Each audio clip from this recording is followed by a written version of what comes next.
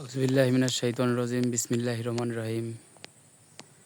সম্মানিত কৃষক ভাইরা, আজকে আমি আমার আবব টিভির পক্ষ থেকে সকলকে জানাই আন্তরিক ধন্যবাদ। আজকে আমি এসেছি একটা কলা বাগানে। এই কলা বাগান নিয়ে আজকে আপনাদের মাঝে কিছু গুরুত্বপূর্ণ কথা বলবো এবং কলা চাষ নিয়ে কিছু কথা বলবো। আপনারা সবাই মনোযোগ দিয়ে ভিডিওটি দেখবেন।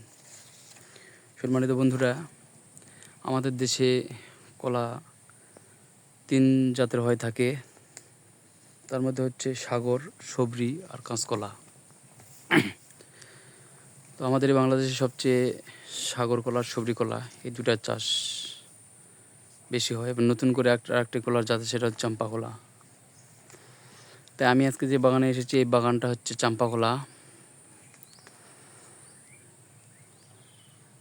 চাম্পা কলা গাছ একটু বড় হয় সবরি কলার মতো, সাগর কলা গাছ একটু ছোট হয়।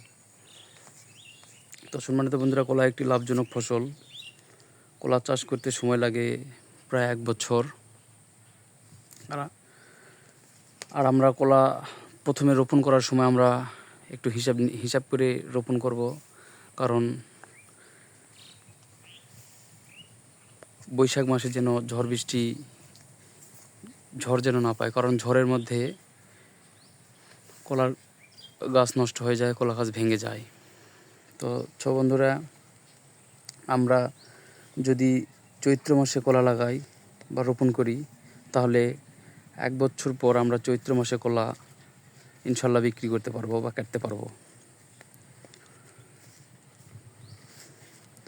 আর আমরা যারা কলা চাষ করব তাদের উদ্দেশ্য করে বলবো যে চৈত্র মাসে আমরা যেন কলা গাছ রোপণ করি। কলার গাছে তেমন কোনো খরচ নেই।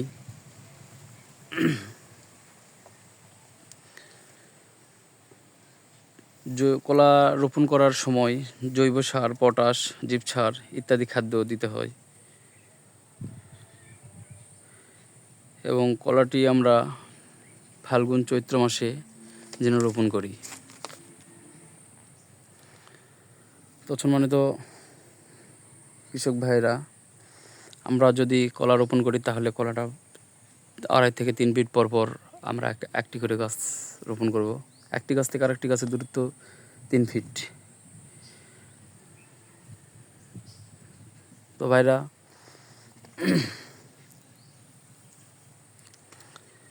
যে আমি আজকে যে কলার বাগানে এসেছি, দেখছেন এই কলাটি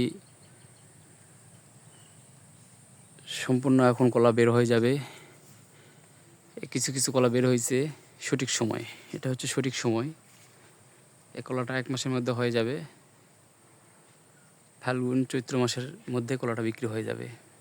সব কয়েকটা গাছে কলা বের হবে ইনশাল্লাহ।